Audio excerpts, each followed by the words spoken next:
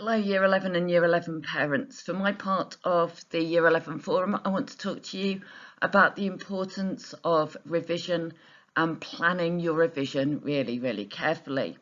I'm going to start with this quotation because I'm an English teacher and we love quotations. He who fails to plan is planning to fail. Make sure you think about how you're organising your time, because if you plan your time wisely, you're setting up success for yourselves.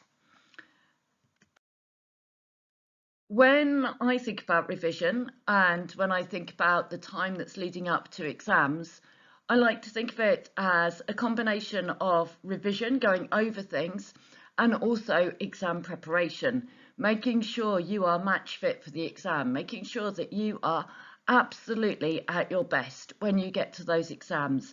And you need to think about how you set yourself up to be match fit.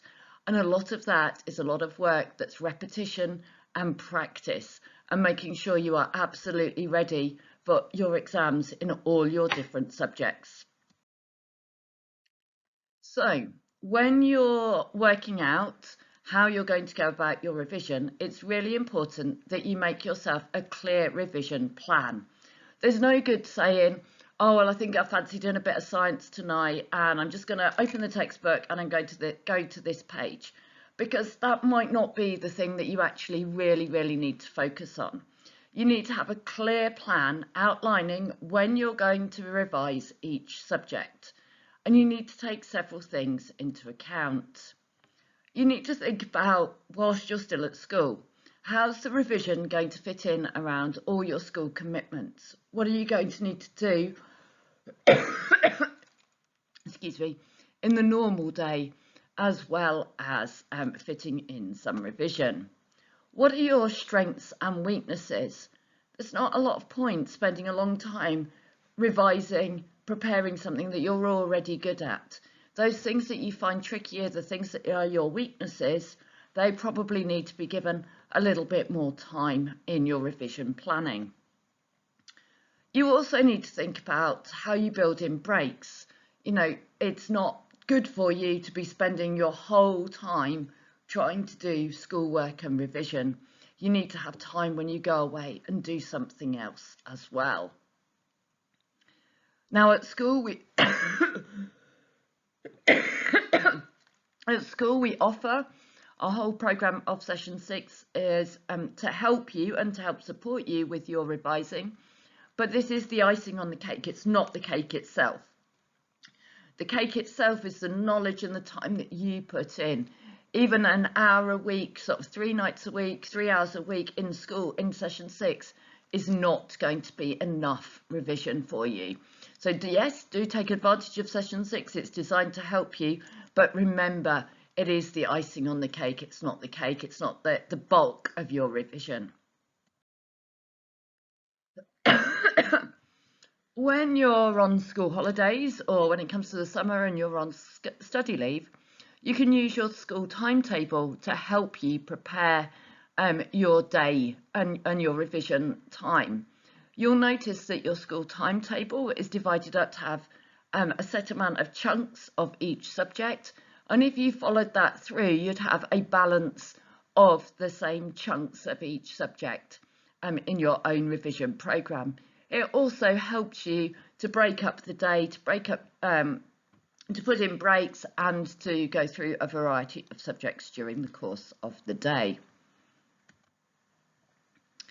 Perhaps you could break it up like this: 20 minutes to revise a topic, give yourselves a 10-minute break, come back and test yourself on the topic for 20 minutes, have a 10-minute break, then move on to another subject. Okay, so using your time, planning your time wisely, thinking about how you are getting a breadth of subjects covered as well, in bite-sized chunks. During school time, you need to think about your workload.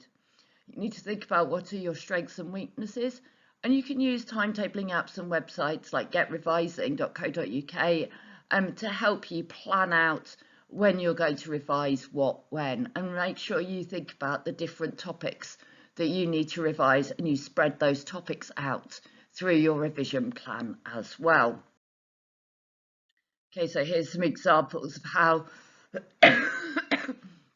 you can create your own timetable to organise your revision time.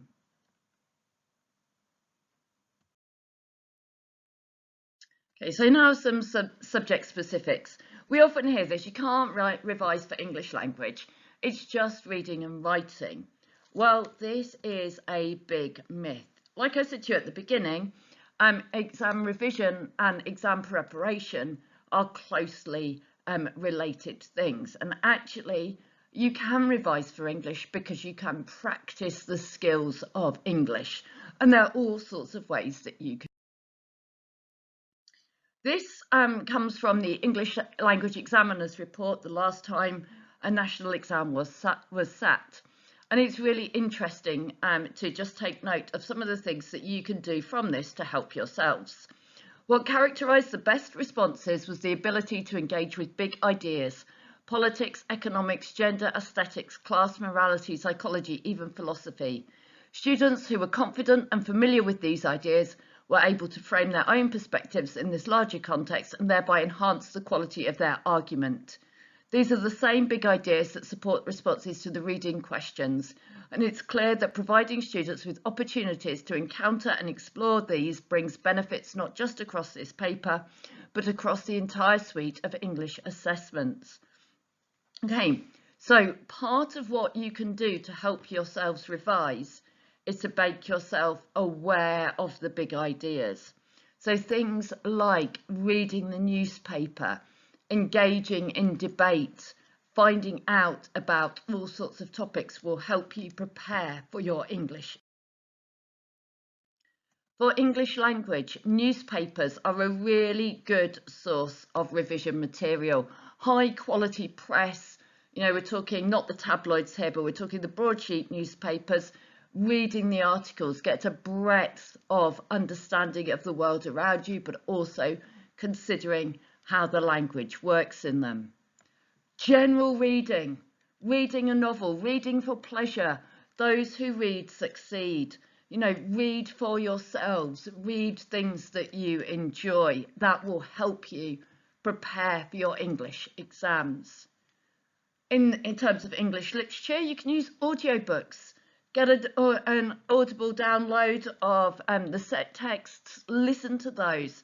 The repetition of listening to those stories will help them sink into your brains. In English language, remember though, the questions are always the same. The same 4 reading questions on paper 1, the same 4 reading questions on paper 2. It's the texts that change, so you can use those questions to practice with any extract from a novel for paper 1, any newspaper article for paper 2. Okay, so remember, you can make your own questions and you can practice them. And of course, there are study guides, CGP, York Notes, etc. are all very good and will help you with your literature revision. Okay, so also some examples of those here. It is really important that you know your texts really, really well. Okay, so knowing Blood Brothers, knowing Romeo and Juliet, knowing Dr. Jekyll and Mr. Hyde really, really well is key to doing well in literature. So reread them, get an audiobook, and make sure you know those really well. Remember, it's a closed book examination, so you've got to remember things from them. So mind mapping. Who are all the characters in these stories? What happens to them? What's their journey? How much can you write down to fill a piece of paper on a given theme, character or topic from one of these texts? Look at past exam questions. Plan how you would answer them. Practice writing an answer to those exam questions. Use those revision guides to help you go through. Make your own quizzes. Share quizzes with a friend. Use Quizlet or forms, and you can make those and share those very, very easily. And of course, don't forget, for Dr. Jekyll and Mr. Hyde, you can log on to Edisodes and watch the story there. And of course, there's the student area on the SharePoint where there are resources to help you revise all of these topics as well. As a final point, there are a few key changes to the English literature in 2021. The content being examined has been reduced this year due to the COVID crisis. And this means that one of the set texts will no longer be examined. So what this means for students here at Sawtry Village Academy is that all students will complete a compulsory paper.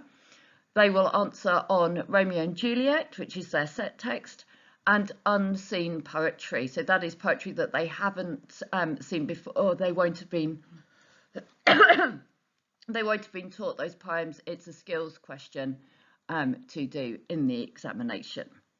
However, they will also, on the other paper, be completing the following optional papers. So they will be entered for Dr. Jekyll and Mr. Hyde and for Blood Brothers. Okay, so there will be 2 exams for English literature.